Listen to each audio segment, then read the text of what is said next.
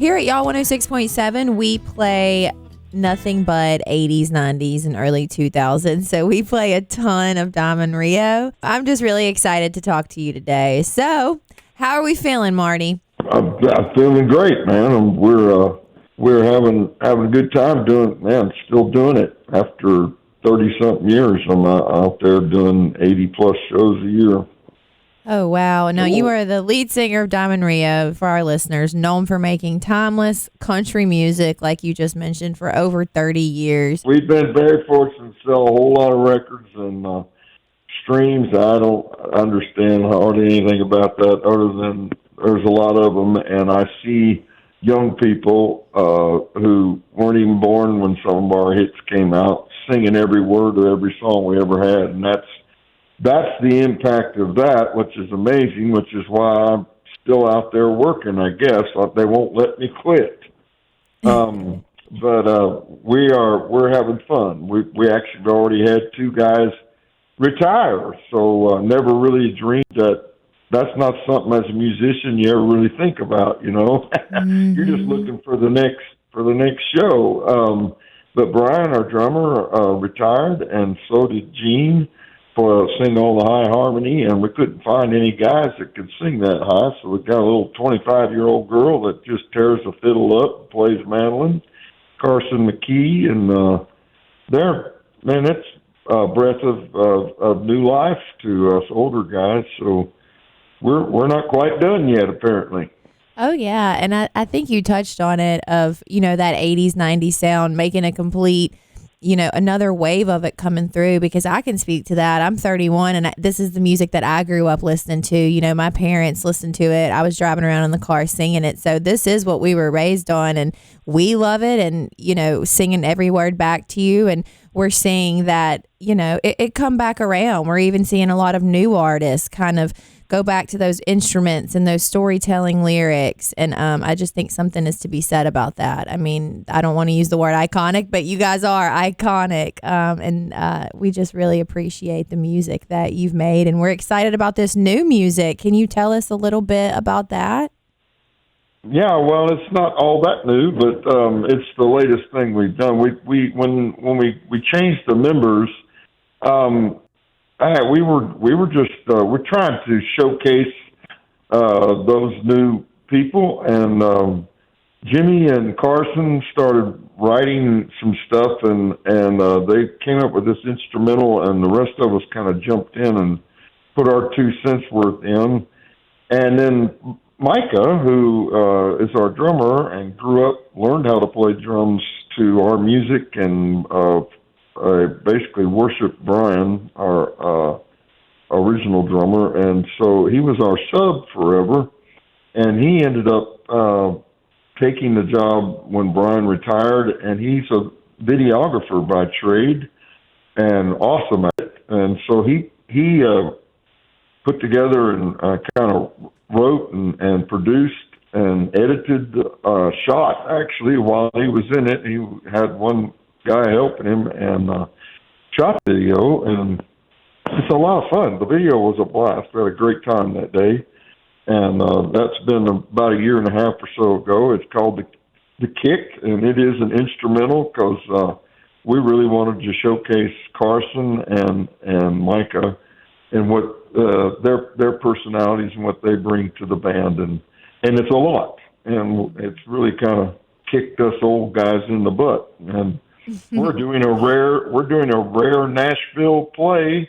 It just happened a couple weeks ago. I don't know exactly. It has something to do with line dancing, and at the Nashville Palace, so it should be typical Nashville written all over it, and a lot of fun. Yes, sir. The Nashville Dance Fest this weekend, taking place at the Nashville Palace, September 6th through the 8th. And, of course, Diamond Rio is the headliner, closing the show on Sunday night. And it's the ultimate country music and dance fest. People are going to be line dancing the whole time, and you can't get more country music than Diamond Rio. So we're going to be there hanging out. We're really, really excited to see you guys. And I'm curious, you have so many incredible hits, Meet in the Middle, Beautiful Mess. How Your Love Makes Me Feel. I can't pick a favorite, but what would you say is your favorite from, a playing live standpoint? Like, what is the one that the crowd always goes crazy for? Yeah. Well, my goodness, we've been fortunate to have an awful lot over 30 top tens, and so like 10 number ones, but obviously Meet in the Middle, One More Day, Beautiful Mess, I Believe, Unbelievable, How Your Love Makes Me Feel, Norma Jean Riley.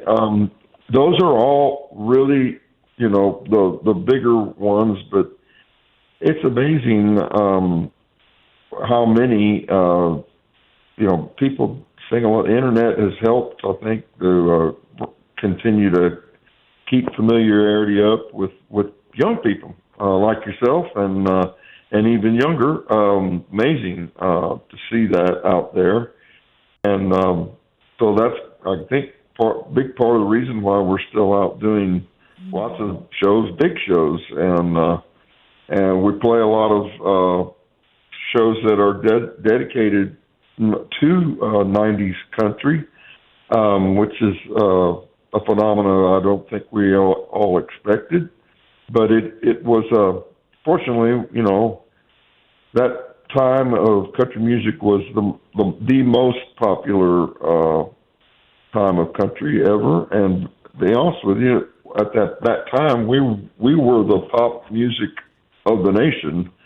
And we happened to be coming along at that time, and I believe that a lot of really, really quality music was being generated out of Nashville, and we got a chance to be a part of that, and it has stuck and stood the test of time.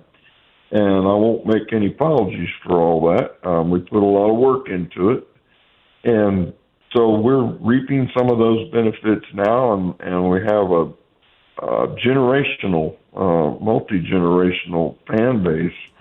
And so that's really been a lot of fun and allows us to continue to do what we love and what our passion is and has been for our whole lives, and continue to be out there doing it. So we take that serious, and we do our best to put on a high-energy, fun show. And that's what you're going to see on Sunday night. And your music is timeless. I mean, your commitment to your craft. You guys, the band members play every single note, but your vocals, Marty, are incredible. I mean, I've never heard a voice like that ever. You just blessed by Jesus, or did you grow up singing? We all got blessed by Jesus, but yes, it's just what my family did, was play music, and I love it, and it came very natural, and to be honest with you, easy. And I think all the guys in the band that I play with are much better musicians and more talented than I am, but they're all child prodigies, to be quite honest, and I don't know if that's a curse or a blessing, but it's been a blessing for me, and so that's what we do, and I'm pretty sure I'll be doing it whether out on the road or not till the Lord calls me home. So there you go. Amen. Who would you say that you grew up listening to? Who influenced your craft the most in music? Obviously, my father was a big fan of Marty Robbins and named me after him, so I heard every Marty Robbins album that ever was put out. That's the truth. And Merle Haggard used to open for him all the times. When we would go see him live, Merle was there, and I latched on to Merle. The first country song I learned all the way through was The Fugitive, back around 64 or 5, and just a little kid. Dad would play the guitar, and I would sing it, and it was quite the novelty. But I learned to play guitar, mandolin, and then guitar when I was about 11 or 12. That's when I started being able to play. My hands were big enough to do it. And I've kind of been doing that as a hobby at first, but moved to Nashville, went to college here, and ended up paying for my school with music, and I've been paying for all the bills with music ever since. That's Thank amazing. goodness. You know, they say you love what you do, you'll never work a day in your life. And for you to be able to do what you're not only passionate about, but like we said, God-given, talented, you know, so that's just awesome. Now, you mentioned, you said that you do 80 shows a year or something like that. How do you find time to sleep? How do you unwind? Because you've got some babies, some grandbabies. Yep, I do. You know what? We come home, buddy. When we're not on the road, I come home. I play golf, and like you say, our grandbabies. I got 3 girls, baby girls, and they're 4, 2, and nothing. Just born 3 weeks today, and so we're a house full of youngins, and that's what happens. I mean, we've got the kids here all day today, coming. So, not real flashy, but, well, congratulations. That's very exciting. Expanding the family. absolutely. We're very blessed, to have great kids and, great son-in-laws and great baby girls, all that. God's been good to us, and so I enjoy getting out and playing music. It keeps me in good shape and not too boring. I don't do real well sitting still for very long, but so we have fun. Oh yeah, no doubt, we have fun. Well, Marty, we are running out of time here. A question I always like to close on is, when you're looking back at your career, you know, what advice would you give maybe your younger self or a new artist moving to Nashville to pursue their dream of music? What is something maybe you've learned along the way? I think it's like any business. The biggest word in music business is business, and that means people, and that means taking care of relationships. I believe that there's at a certain point in any business, and especially in the music industry, talent is a given. When you get to this town, there's a lot of great, talented people, and some are enjoyable and easy to work with, and some are not. And so usually the powers to be like to work with the ones who are enjoyable. And so I would take care of my relationships. You never know. Those people are working, and they're going to have some form of success. And if you have a good relationship, then it may rub off on you. Thank you so much for sharing that. That was very insightful. And if anybody knows, you know, what the journey includes, it is you. So it has been an honor to talk to you today. Is there anything that we didn't cover that you would maybe like your fans or our listeners to know? Not really. Just come out to the palace. If you never line danced, I bet you can learn how. Oh, yeah.